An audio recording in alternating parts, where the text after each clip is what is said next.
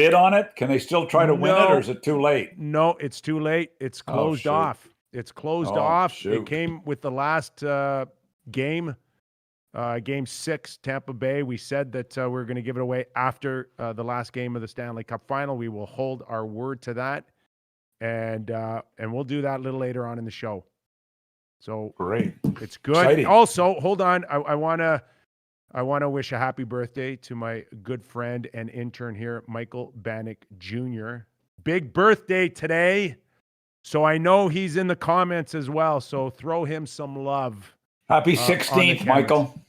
A little 16th. Older than that. Oh, is he? Okay. Mid 20s. Oh, okay. I thought he was a kid. I'm going to guess 25. One more, 26. So, Michael, Doug's got ties older than you. I want to tell you that right now. Suits. I have suits older than him. You do. So, Mac, so much to talk about in the next hour. We're going to catch up on Arizona Coyotes, who probably are leading the storylines today with Oliver Ekman-Larsson out there.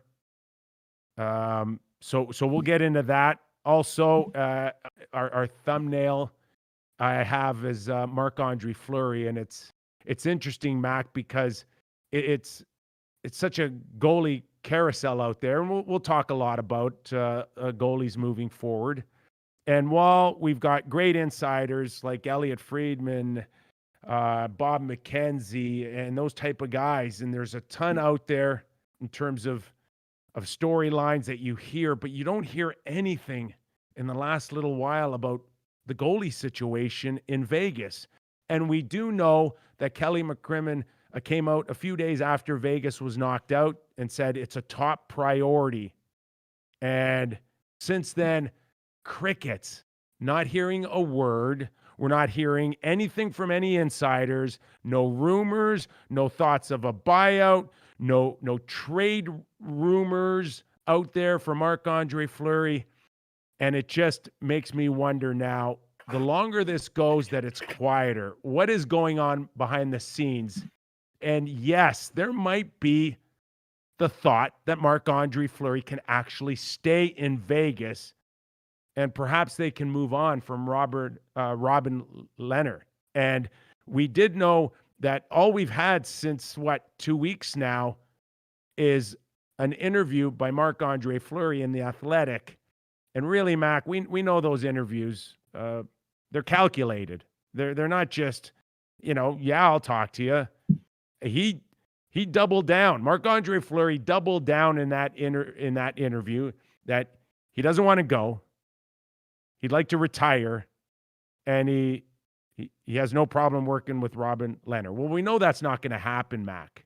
So I would assume now that, and this is where ownership comes in, Mac, and you've had your experience with ownerships, but I would assume at this point, when we're talking about the owner of Vegas, and that's Bill Foley, that there would have been a case stated by Marc-Andre Fleury to stay, and there would have been a case stated by Kelly McCrimmon and maybe George McPhee why the team should move on from Marc-Andre Fleury. So who's got the deciding vote, Mac? It's got to be the owner. I just watched the playoffs. Didn't they already move on from Marc-Andre Fleury? I would believe that would have been the wish from Kelly McCrimmon and George McPhee. They may have wanted to check that with the owner when this was all happening. So, what I kind of find interesting too is, we know of some teams that have owners that don't go to the media at all and don't know of their personalities or their characteristics or anything like that. That's not Bill Foley. He's out there. He's out there in the media, and he's out there in the community. And yet, at some point, Mac, if you're the president and general manager in a situation like this, wouldn't it have helped if Bill Foley came out and supported Kelly and George and saying they're doing a terrific job and I trust them, and whatever they decide, they have my backing? That hasn't happened yet. And that's happened in every other year. that this team has operated. That there has been I'm thrilled with management. I'm thrilled with my coaching. I'm thrilled with all these things. So, are you suggesting that Robin Lehner, who it's been reported has a 5-year deal in the drawer, that it may stay in the drawer or it may come out of the drawer and be ripped up? Yeah. Now I can say Vegas has a history of this because there was a contract for Gerard Gallant. I don't think it was in the drawer. I think it was on top of the desk. And when he was signed, his new contract was in fact ripped up. So there's a little history of this in the past. Did Gerard, surely to God, this wouldn't happen. Hold on. Did Gerard sign his contract with Vegas? You're saying that they had a deal? Gerard had agreed to a new contract and it was not signed. And he was waiting for the paperwork to come for, I believe, up to a month. He was waiting for it after it had been agreed to. And the day he was fired, he was told it would not be honored. So don't tell me that's happening again, maybe in Vegas. So you're saying that Gerard agreed verbally but didn't sign it? That's right. That's right. I don't know whether or not Robin Lehner would have a verbal agreement or a signed agreement, but right. The other thing too, Mac, is if Lehner really wants to stay, I mean, that's a tough one in itself. You really see how much Fleury's loved in Vegas and how hard it would be moving forward to replace that guy. I would imagine that, you'd have to win almost every game. Every game you lose, you're going to be constantly reminded of this guy. I mean, could there be an opportunity or window for Lehner to revisit this and say, I thought I wanted to stay, but I don't want to stay anymore? Well, look, as we know, Newport represent Lehner. Newport have quite a few. Newport agency, one of the biggest agencies, one of the better agencies, have a pretty strong relationship with the Vegas Golden Knights from a number of players, including Stone, who is probably their best player, and a few others. If it was agreed to, and all of a sudden been a change, that wouldn't go over very big. So how do you work through this? This is a challenging situation, signed or not signed. If you think you have a deal and it's, it all of a sudden it doesn't look like it's going to work out. Look, Lehner has had a good run the last couple of years. There's still some questions on Lehner. Let's not kid ourselves. A lot of questions on Lehner's conditioning, a lot of questions on lots of things, but the guy has played well in goal recently. So I don't know, but you're right. 50% of the jerseys at the Golden Knights games are Fleury jerseys. The other 50% are other players. Foley, it has been reported, and I've been told this, loves Fleury. We know that, and Fleury made that very well known that they've got a great relationship and is exclusive with the Athletic. And now it's really Bill Foley's call. That's what it's coming down to now. Is it good business? Is it good business or is it bad business to get rid of a guy like Marc-Andre Fleury? That's what it's going to come down to for Bill Foley. And you got a $12 million problem because let's be honest here.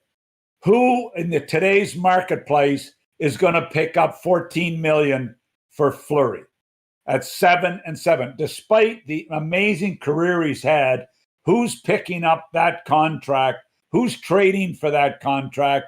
Unless there's a ton of money going by. We know that they have to move money if they want to be in the Petrangelo. How does a $12 million goaltending problem? And Kelly McCrimmon commented about it a week ago. We will move through our goaltending situation sooner than later, was sort of the quote. Well, this complicates it if, in fact, there's truth to this, that ownership may have had other feelings. When you don't win, and look, they rolled through the round robin. They, for all intents and purposes, rolled till they ran into Thatcher Demko in the playoffs, and all of a sudden, a Stanley Cup dreams vanished. And Now, not a lot of happy campers. Not to mention, there's an NFL team now in Vegas, and they're getting a lot of the limelight. Let's not kid ourselves there. That also, the popularity of the Golden Knights is high, but NFL moving into your town, that's not fun when you're running and owning a hockey team. So there's lots of questions going on there, no doubt about it. So Gerard Gallant had an extension, but he didn't sign it.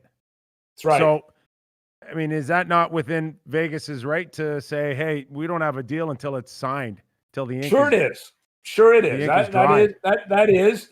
Does that typically happen, that you have an agreement in place for up to a month, and when you're waiting for the paperwork that it doesn't happen? Well, they have the right to do that, I guess.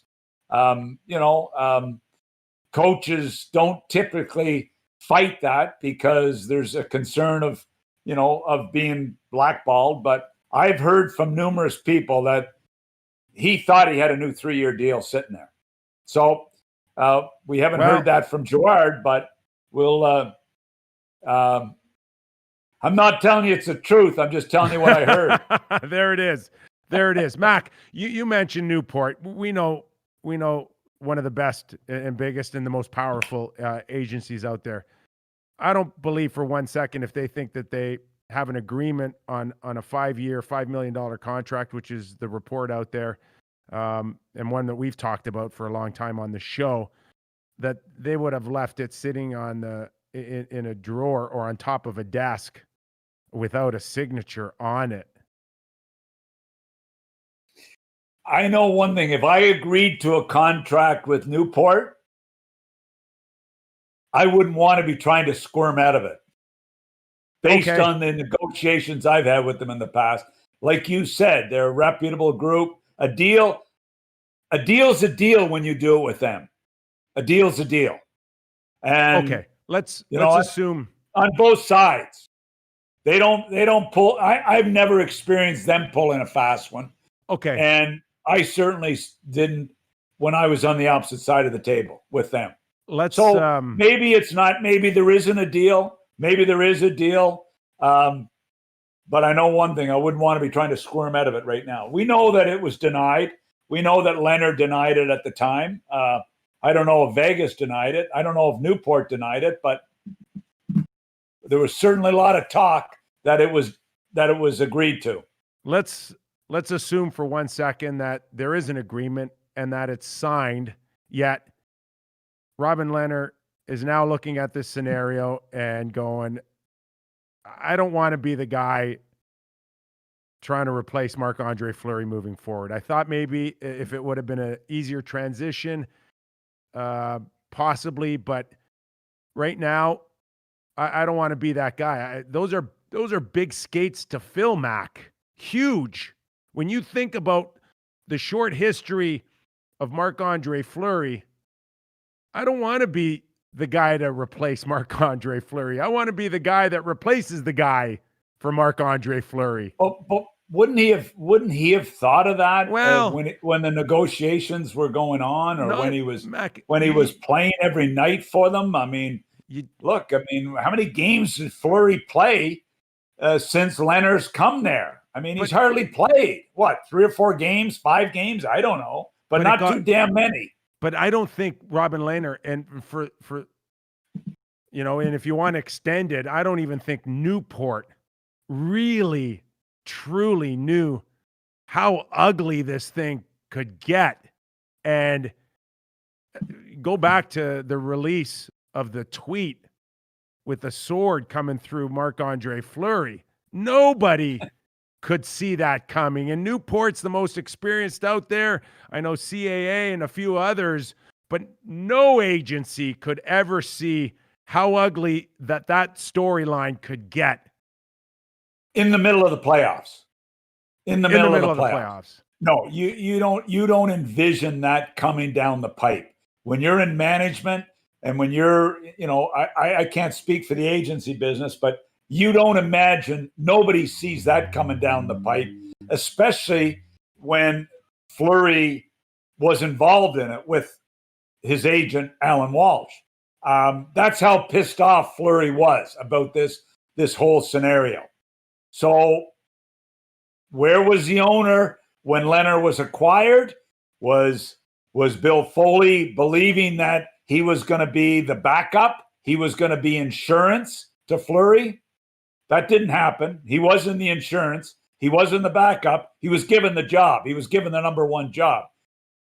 Well, am I wrong? Wasn't it 8-1 Lehner went in his first 9 games?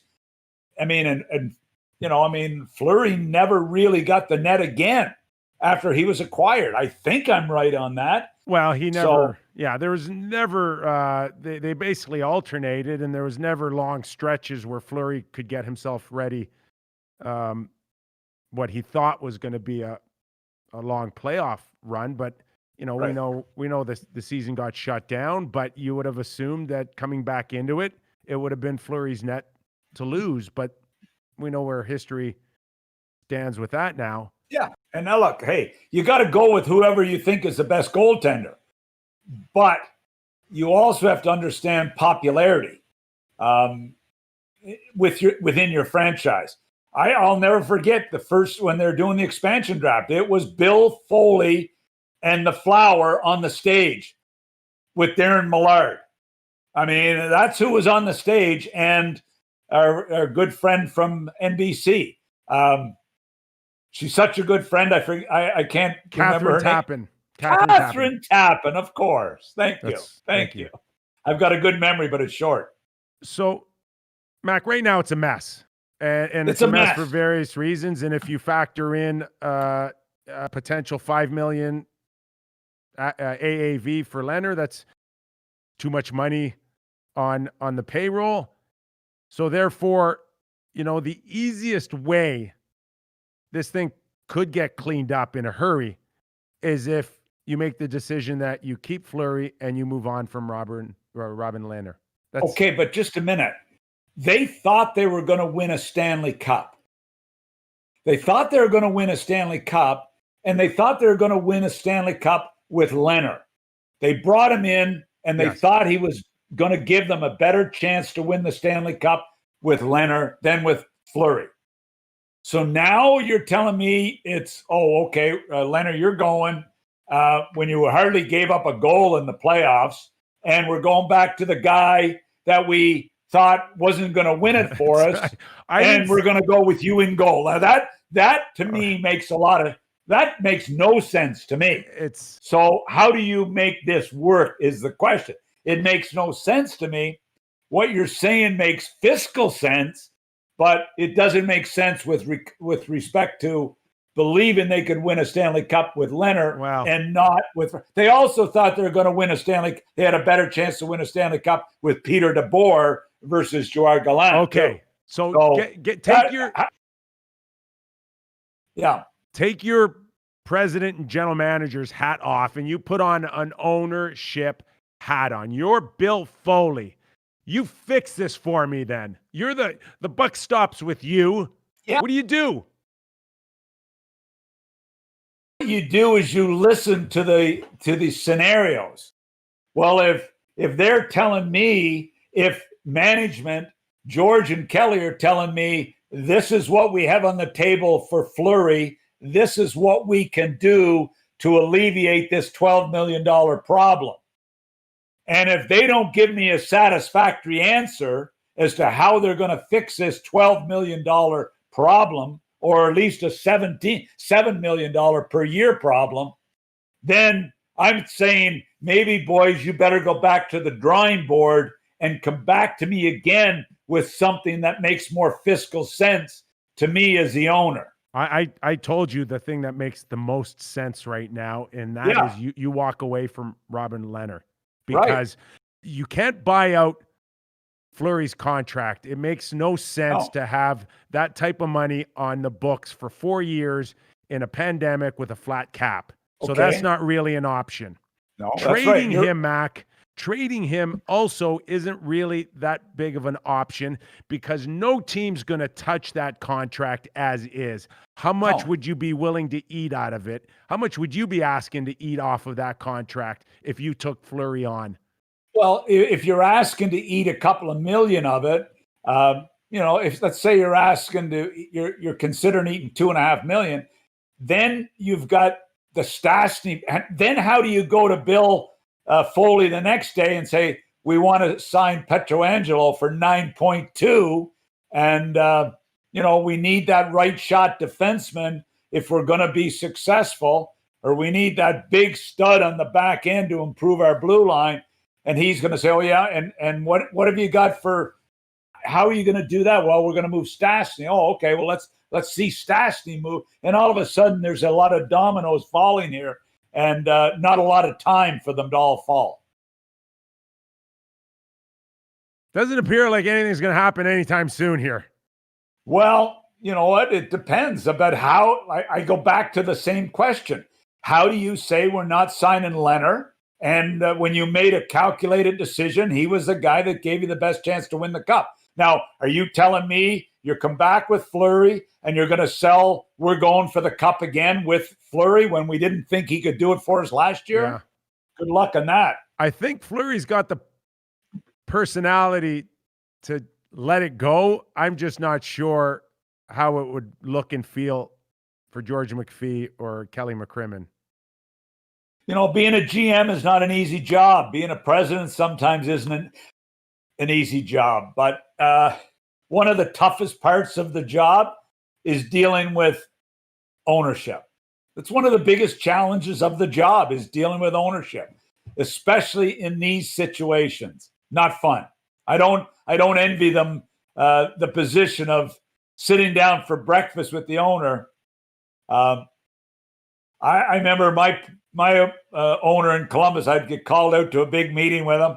He was getting up in age and he wasn't doing really well. And we'd be having a meeting and at lunch, and I'd look over and he'd be sound asleep. They're hoping Foley falls asleep at the next meeting.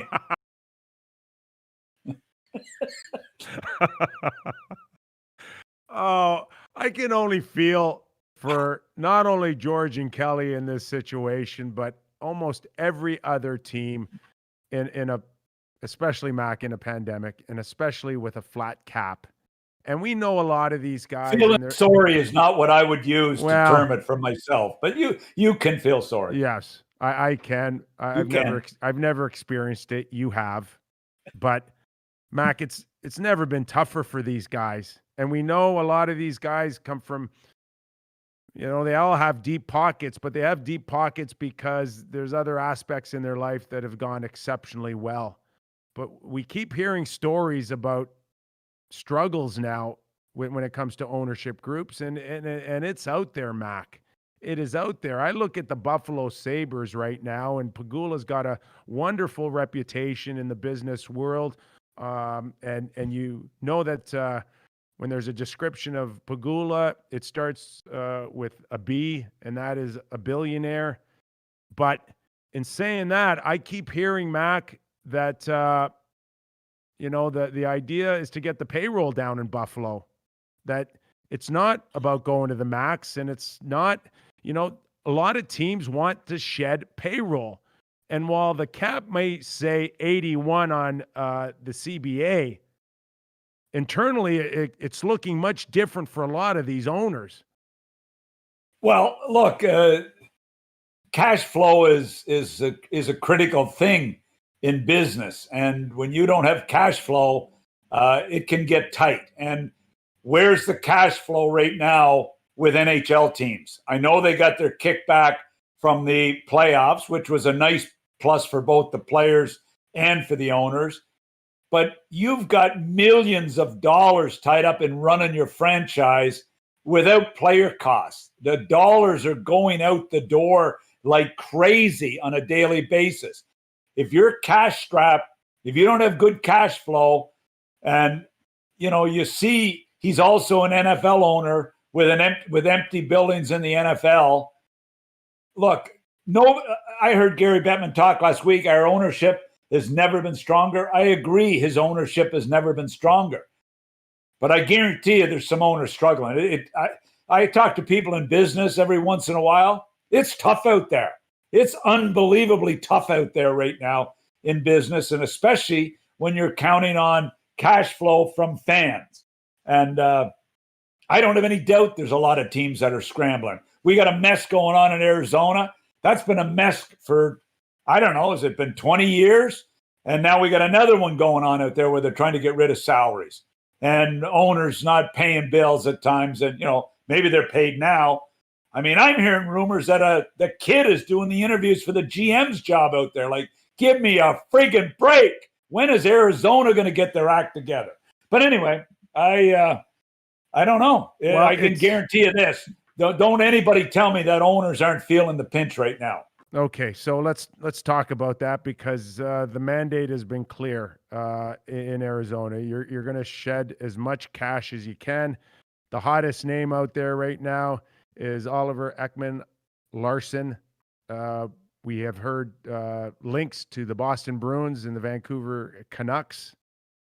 Mac, first of all, before we start talking about that, where do you have Ekman-Larsson? We know it's really strange. Well, maybe it's not strange anymore because of the world we live in, but we heard rumblings of Eichel, and he's got long-term on his deal. And then we've got Ekman-Larsson who's owed $8.25 for 7 more years.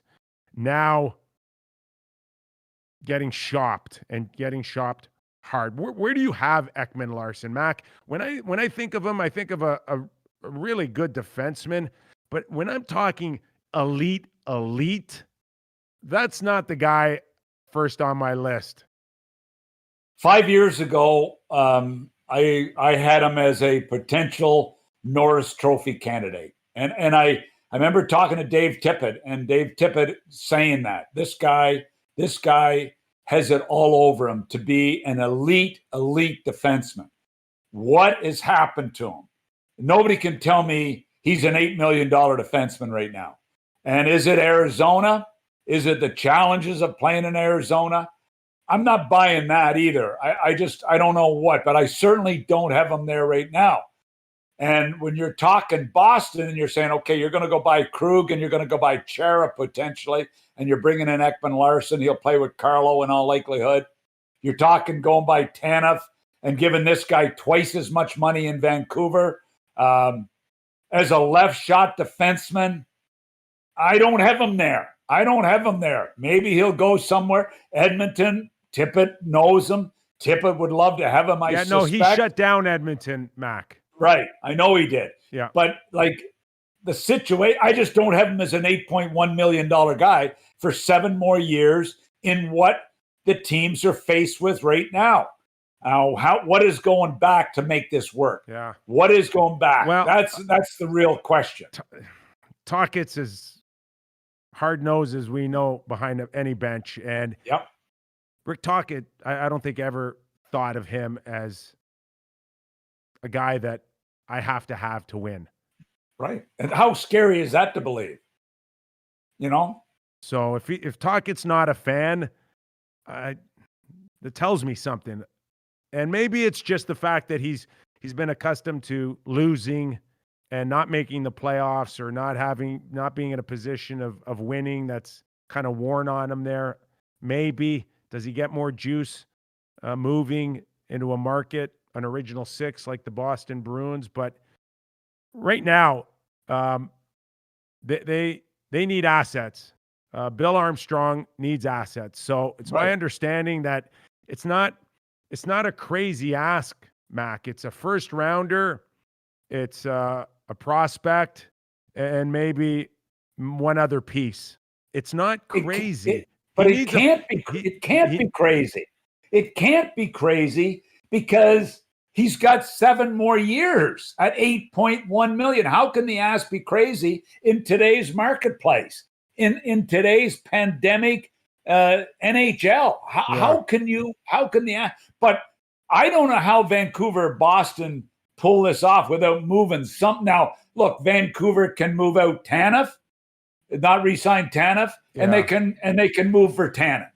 Mac. That's still not enough for me. No, it's not enough. And I think what's clear, and I think this is what teams like Vancouver and Boston are kind of saying, is that we're not picking up all that money on Ekman Larson unless you take cash back. Big time. So Totally. Has to be. I give Vancouver the edge over Boston on getting OEL because they've got a position where they can move Louis Eriksson's 2 years remaining at $6 million per, Jay Beagle, Roussel's contract. Those are bad contracts for Vancouver. And bad fourth line contracts. Arizona's going to have to pick one of those up. Oh yeah, to get this deal done. Boston, Boston doesn't have those type of contracts. If you take a look, the only real one they had was Bacchus, and they played that one already. But they don't have bad contracts to give up. Boston cannot make this deal without losing some money, and they don't have those bad contracts to give up. But you're 100% right. If you don't get 3.5 back off this deal by getting rid of somebody, and they don't want to lose Beagle, they don't want to lose Roussel. They're good players, but they're $1.5 million. They're $1.5 million players in today's marketplace. That's the problem with those deals. And Louis Eriksson. I mean, seriously, that I feel bad for Jim Benning on that, because Jimmy Benning's done a good job, but that one is killing them right now. Well, Roussel at $6 million over 2 years still to go. Yeah, right. I know that has to happen. Right.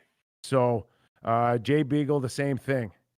Arizona's going to have to eat something off of Vancouver's plate. And Virtanen's going to go on his own. They'll move Virtanen out of there. They can either trade him. I mean, because Virtanen's numbers could be a bad re-sign with arbitration rights there. That could cost them more than they want to pay. They're going to have to slide some $800,000 guys in to replace these guys. And then the trade makes sense. I don't know that. I mean, he's still, is he the star? Is he going to become the star? He's a left shot, not a right shot. You know, he's also, if I'm not mistaken, 30, right? And that's young still. And, but I worry at that age. I really do, on how many of the 7 years left at 8.25 are you going to get a guy that's super elite? When does this contract that you potentially pick up if you're Vancouver gets old in a hurry? Well, what bothers me about it, if we're talking Pietrangelo, who has done something. He's had some great years. Yeah, he had an off year a couple of years ago. He's had some great years. He's won a Stanley Cup. He's a captain. He's a leader. He's an important guy in your dressing room. You know, that can get old for you as well, but not as fast as if Ekman Larsson stays Ekman Larsson. Now, if Ekman Larsson becomes Hedman, then we're okay. But he sure as hell hasn't shown signs of that yet to me. And I loved this guy when he was a kid. I did. But, I mean, look, if you get him at $5 million in that range, and you can, at $5 million net cost, and you don't bring Tanev back, who wants $6, but they probably want to give him $4.8 to $5. At the most, that's what they want to give Tanev. Then you can scrape by. Edmonton Oilers fans, I'm sure, are a little disappointed that he is not on. They're not on the wish list of OEL. The name I heard, Mac, potentially going back, was Clefbaum, but that was before the news came out on his shoulder. So, again, Edmonton would be in a similar situation as Vancouver. You got to take money back on this deal, right? Big time. that puts the Oilers behind the 8 ball with a potential scenario where Clefbaum has his shoulder surgery, which is still undetermined. They're still waiting back on reports on exactly the best avenue to take in terms of getting him back at 100%. The big challenge for Ken Holland is you've got Clefbaum as your number one guy. I don't see a real clear-cut number 2 defenseman there yet. I mean, Larson supposed to be. You got Nurse and Bear as your 3-4. I don't see a real 1-2 there, and not to mention you haven't addressed your goaltending problem yet. This is devastating news for Edmonton if in fact Klefbom is out for the season, which there's been some talk. Like, you're right, nobody knows that yet, but when you don't have a 1-2 on the back end and you've got Connor McDavid and Draisaitl in their prime and your goaltending is still in a bit of a flux, that's a tough one.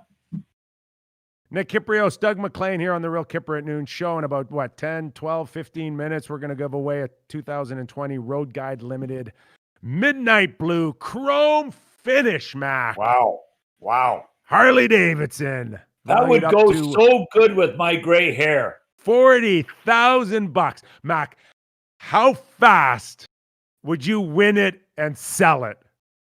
I want to say 2 minutes. I would win it and I would drive it home and Jill would sell it. That's coming up very shortly here. Before that, Mac, had Brian Lawton on the show yesterday. We talked a lot about Eichel, Buffalo's situation. And well, you know me, I'm where there's smoke, there's fire. Mac, there's no question you've caused some aggravation to some people. I have not. You and your buddy Lawton, you have caused poor JD. You got Kevin Adams and JD and Jeff Gorton. I mean, they're all just Mac, you know what this show's about. We sit back, we shoot the shit, we talk about things that we're hearing. That's what the Real Kyper at Noon show is all about. And you know this as well. If JD is upset, so is Jeff Rimmer. So, you've caused a lot of problems, So Eichel is really interesting. How much would the Rangers like to get a hold of this guy? I think in a heartbeat, the Rangers would give up their pick and Kako for Eichel. Would that interest you at all if you're the Buffalo Sabres? I had that mentioned to me yesterday, and Kako's name was mentioned to me. And also mentioned was, let's not forget about Coach Quinn's extremely great relationship with Eichel. You know what? He would be a great fit there. He's in the prime. He's going into his prime. He's got a chance to be a franchise type guy. Imagine Zibanejad and Eichel. I mean, Ryan Strome had a great year. Hearing rumblings, he may not be qualified. I don't know if that's true. That's a big. I mean, after the year he had with Panarin. So you know what? It'll be fun to watch. But Buffalo, I mean, how tough a deal is that for Kevin Adams? And I know you and Brian Lawton, before I fell asleep listening to you yesterday, I knew you were getting into that. I was just nap time. Couldn't you convince your nurse to push it back a little bit? She went to do that, but she knocked over the bedpan. Mac, Kako, the guy that everybody, just prior to last year's draft, were talking about being the next Yager. Come on. Yeah. Well, maybe that's Kako and Lafreniere. And that's not tempting if you're the Buffalo Sabres. I know it would be tempting to Terry Pagula to move that $10 million a year off his books. That's for damn sure. If in fact it's true what you've been saying. So look, it does make some sense. Is it a hard deal to do? Yeah, it's a tough deal to do. But the Rangers, that this rebuild is not going to last forever. So. By the way, Bruce Hickey's just closing all the doors in the office here, so I must have been yelling. Have you got a new sale or what? Is Bruce working on a sale? I hope so. The other thing we mentioned too yesterday were the Ottawa Senators with those 2 picks in the top 5, Mac.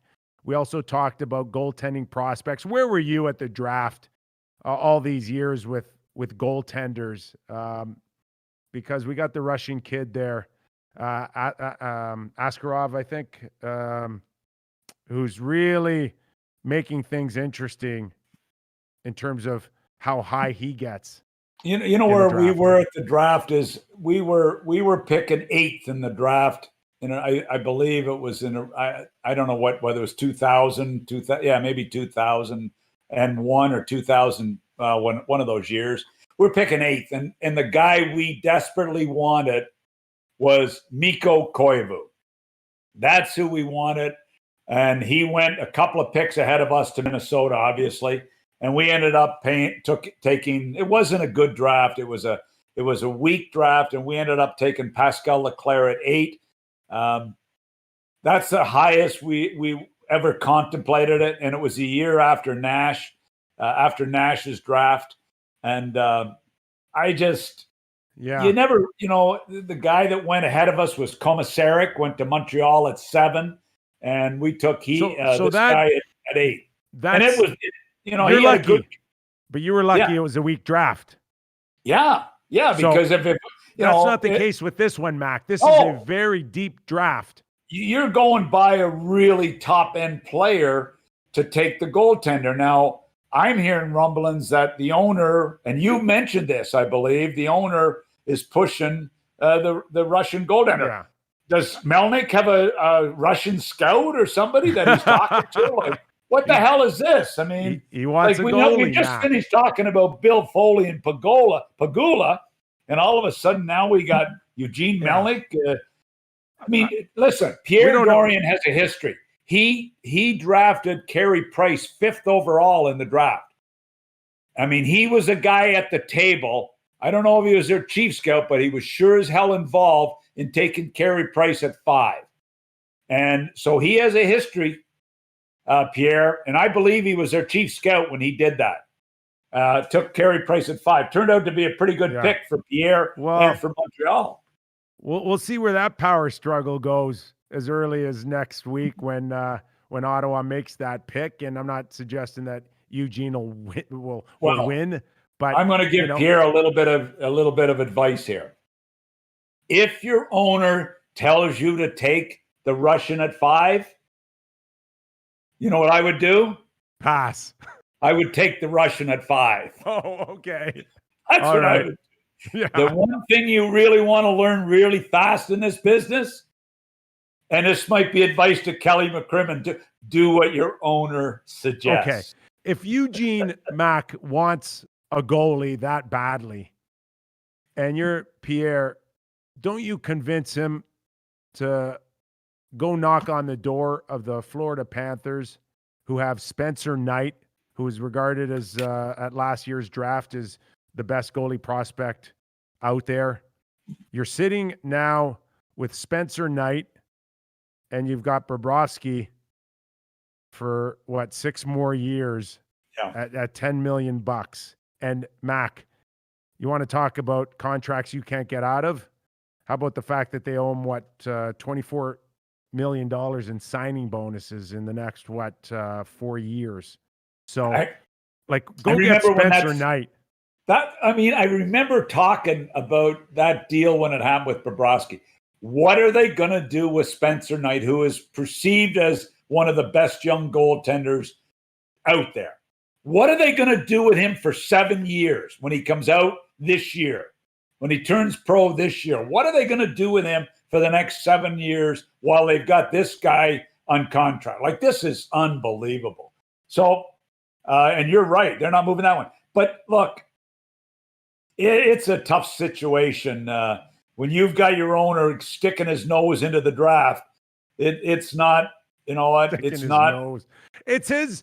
First of all, he's the owner.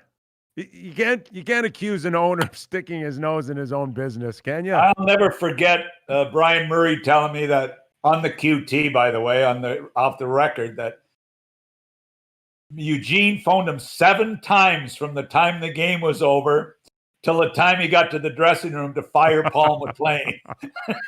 and Brian didn't fire Paul that time. But 7 calls from the press box where they lost 7-1 to the dressing room to fire Paul McLean. So Eugene gives his opinion. Okay. In fairness, he watches all the games from the Barbados at a sports bar there. He's got a sports bar. He goes, watches all the games. He must do a bunch of scouting from there too. So look, you got to listen to him. Brian Murray got some guts, though, to stand up to an owner like Eugene Melnyk. And that was part of the appeal, that Eugene knew that he was so well respected that I knew when to back off. I'm not sure that's the case with Pierre Dorion just yet. Brian Murray, hey, terrific person, terrific friend. He was one of the best. If I would have learned one thing from Brian Murray, was how to deal with owners and how to deal with the media. Those are the two things I should have learned better from Brian Murray, because he was terrific at both of them. Yes, he was.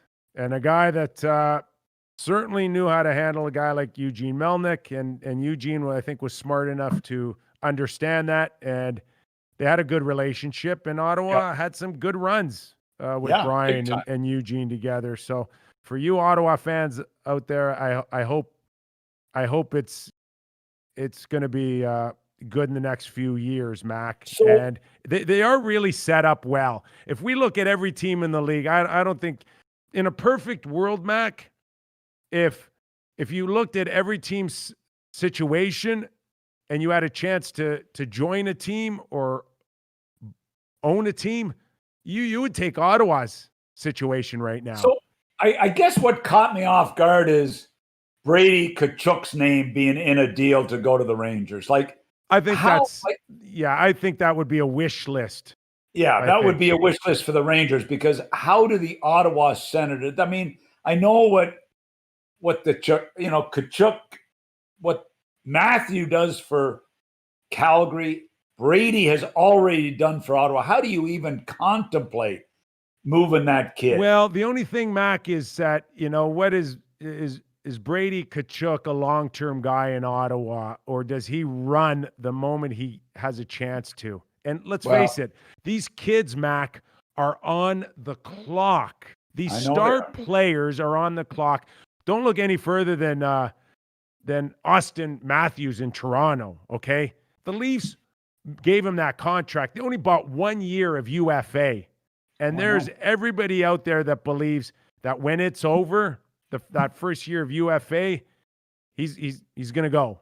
He's going to go. So it's not that far off for Leaf fans and Austin Matthews. It's not. I know. It's right. And it sort of caught me off guard with his name being, even though that I don't see it happening. I don't see the Eichel situation, or I should say the Brady Tkachuk situation leaving. I know Ottawa would love to have Lafreniere. I get all that, but I don't see that one. But I see Eichel maybe going to the Rangers. I don't see Brady Tkachuk leaving right now. I mean, Ottawa better be a lot better be a contender when Brady Tkachuk is coming close to being ready to re-sign. Well, and that's a ways away from what I see. And again, the only issue I think for Ottawa fans is, where is Eugene Melnyk? How much money is he willing to spend? Yep. And better not find a way to screw it up. How about that? Well, I mean, look, they've got this draft. This whole draft is about the Ottawa Senators coming up. I mean, the deals they can make to improve their team, the deals, the players they're going to acquire via the draft, the deals they can make to fill their team, the $22.5 million they have in cap space to get to the floor. I mean, look, they are in a situation where they can make a big move. And I just saw the front page of the Ottawa Sun today, with Anthony Fibber LeBlanc on the front page telling them about, going through what it's going to be like this season as the business ops guy. And we remember Anthony coming on and telling us how great things were in Arizona. Well, this is a big chance for Ottawa to take a major, major step. You ready to give away a Harley Davidson? Oh my God, I'm excited. You remind me of Bob Barker right now. Come on down. Come on down. Say it, Mac. Come on down. Come on down. Now you're the Bob Barker with the Who was gray the hair. blonde that was next to Bob Barker every week? Oh, that was, I don't know. He had a few. He had the Barker's beauties. I don't. Anyway, okay. Diane. It wasn't Vanna White, was it? That's the only No, she's another game show. Come on. Vanna No, it White. was Good Diane, God, George. Janice, Come on, get with it. and Holly. I'm dating myself now. I'm not hip enough to the. But game you show are help. you are Bob Barker without the dye. 'Cause Can he you went- say he I'm went- he Jerry went- D? Can you say I remind you of Jerry D on his new Family Feud? Is he gray? Yeah, he's gray. I thought Jimmy Kimmel He's was blonde. doing Family Feud. Oh my gosh, we should do a family feud. I like the Macleans. I versus love the Jimmy Kypreos. Kimmel's Stanley Cup skit. That was so good there a week or That so was ago. good. That was good. was Okay, A1. Jordan, let's do this. Do we just call out the name? Do you want to So here's build what it I'm up? thinking. We have What are you we thinking? have this beautiful 2020 Road Glide Limited. It's a very, very nice bike. You should be very happy. I want everybody to be safe when they're using it. So we have a nice little video we're going to put on the screen. We're going to get a little crowd noise going, and then the lucky winner will be announced by the beautiful gentleman you're looking at right now. So again, thanks for tuning into our friends over. Announcing it. My bad. I should have specified between the beauties over there. I'm no Vanna White. I could say that for sure. All right, let's get this Harley winner announced, and let's attempt to have a good time doing it. Thanks again for everybody that went to blitzbet.eu, put a loony in, whatever other unit of measurement there is. I'm not sure what it is after a loony. Let us know in the comments below. Okay, let's get to it right now. Did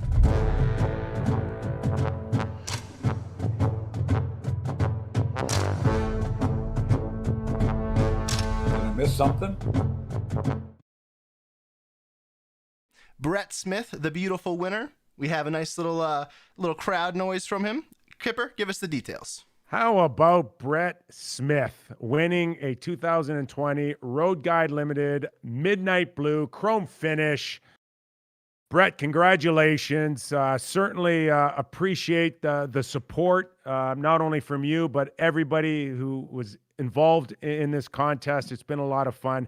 I've never given away anything worth $40,000 before in my life, so this is a big thrill for me.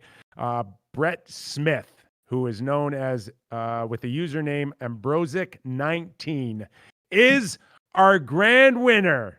Blitzbet.eu. And we have some breaking news here on the program today, Kipper. Brett Smith, the great Brett Smith, some might even say, has agreed to do a slight little phone conversation with us early next week, and we'll catch up with him the next time that we have a chance to put it on air. Tell him about how happy he is. Maybe he'll have the bike by then. Maybe we'll get a little selfie with his face cropped out for privacy reasons. Yeah. But other than that, I hope everybody had a great time, and I'm super excited about it. And That again, is so cool. That is so cool. Congratulations again, Brett. It's amazing that you were able to win this thing. What's the best thing you ever won, Mac? Have you won anything at all? No, I don't think I have. A stuffed animal? Isn't there a fair in PEI that you could say that you I'm trying to think if I ever won a damn thing in my life. Have you popped a balloon? I was playing in a golf. I was playing in a golf outing last week, closest to the hole, and so I hit my ball, and I saw them on the green, and then all of a sudden I get up to the green and where my ball in, it was a dozen balls, and that was the closest to the hole gift. And I watched the next group. I stayed and watched the next group hit because there's only one more group. Guy beat me by a foot to win those dozen damn balls. So that's the only closest I've ever come. And this guy wins a damn Harley? Are you kidding me? What a joke. We're not supposed to win stuff. We're not supposed to win lotteries. We're supposed to grind it out until we're 6 feet under. That's the rules for me and you. When they force you to give you the Stanley Cup, when you give them no chance, that's how you get it, right? Grinding it out. I just think for line movement to come with this gift this early in our yes, in our illustrious careers. Right. It's just amazing to me. So Mac and Jordan, maybe you can speak of this, but I mean, the giveaways aren't ending with our Harley. Did I not see Sean Avery pumping up a Super Bowl prize from blitzbet.eu where Mac, you can go to the Super Bowl with Sean Avery, and that's, of course, that, you know, they have fans and, you know, it's within, you know, the guidelines that will be stipulated by then. If not, if there isn't a scenario where there are fans at the Super Bowl, Mac, you go to New York and spend the weekend with Sean Avery watching the Super Bowl. Well, I'm just going to tell you, I don't want our winner with his Harley. Make sure he doesn't double park his Harley on the streets of New York if he's hanging out with Avery. He doesn't like that. Sean is not a big fan. He hates the UPS drivers. he says he's going to break antennas the next time that happens. You know what? Sean Avery would be, well, you would have fun with Sean at the Super Bowl. I think I've known Sean for a long time. He'd be a fun guy. We trained together early in his career. I took him under my wing a little bit. Oh, yeah, it really helped. Not as much as Brett Hull took him under his wing. So just to speak on the Aves, like you mentioned, really happy to have him doing promotion for us for Blitzbet, and was very kind to include the fine individuals here at linemovement.com. But yeah, as we're growing, guys, we're always looking to involve you guys, the community, the chat, anybody that's interested in what we're doing here, whether it's like this authentic conversation about hockey, or if you want to learn about MMA betting or about baseball, basketball, whatever it is, we'll do it for you over at linemovement.com. Hey, I think it's exciting, dude. Nobody has more fun than Sean Avery. And hey, look, he was I don't care. He was a battler on the ice. You knew when he went on the ice against you, when you were coaching against him, he played hard. And I also want to announce that next year that we'll be giving away a slightly used RV. A Mac, 2020 Mercedes Elantra could be on the market. You'd be happy to donate that by next season, wouldn't you? You'll be done with your RV. It will be sold, maybe. Well, knowing blitzbet.eu, I think that this is the place to be if you want to win some good prizes here. So. That would be a great bet. What is the odds on Doug Maclean selling his RV? What's the over or under on that? Anyway, yeah. Okay. Anything else you want to look forward to, whether or not, Mac, we're talking about the draft or unrestricted free agency? Before we say goodbye to everybody, any last thoughts on what you expect coming up next week? Because there is a lot of talk that this could be floodgates opening up with the names traded, eventually signed. Okay, what can we truly expect after all your experience? I want to see where Pietrangelo, Tanev, Krug, those guys end up. DeMello's a name that people really like. I want to see where some of the goalies end up. Do guys get signed? I mean, Fleury still is a big story. I think there's a ton of things that are out there. Some of the restricted free agents that maybe move. We mentioned Ekman Larson, Dumba's names out there. I mean, there's a ton of Parayko's names out there. I mean, there's a ton of big names that we don't typically see on the market. Laine, Nylander, where do these guys end up? I just think there's a ton of anticipation going into this week, and a lot of teams are sniffing. So it's going to be fun to see. I do expect I do expect movement, Mac, and there's a lot of teams that told me that they don't expect much at all under the circumstances. Yeah. And I'm like, there's enough billionaires out there that know a good deal when they see it. And right now you're buying low. And I think there's enough owners out there that are willing to know that whatever we're going through right now isn't going to be like this forever. Right. And you can get some good deals out there. Yeah, and for sure. I hope I'm right. But we're going to be around next week at all. We're going to come back. We're going to talk about the draft. We're going to talk about free agency. You're not getting rid of us just yet on the Real Kyper at noon show. So, Mac, nice run, bud, so far. Real proud of you. Man. You're doing terrific. Thank your nurse for us for making sure your naps in the afternoon don't conflict with the Real Kyper at noon show. Thank Lawton for that. I will thank Lawton for that. Doug Maclean, everybody. Thanks for doing this, man. Mac. See you, pal. And again, congratulations, Brett Smith, on your 2020 Harley Davidson. Compliments of blitzbet.eu. Compliments of the Real Kyper at Noon show. Have a blast with it. Be safe, man. Wear your helmet. All right, that's my safety tip for today. Michael Bannock Jr., a.k.a. MBJ. Happy birthday, pal. Thanks for being there always for me and digging me out of trouble every once in a while when I forget to turn the camera on. All of you, thank you so much. It's been so much fun up until this point. Like I said, we're not going anywhere. We're around. We're going to be around in the off season. We'll let you know when. So stay tuned for that. Once again, thanks for watching the Real Kyper at Noon show, and we'll see you next week.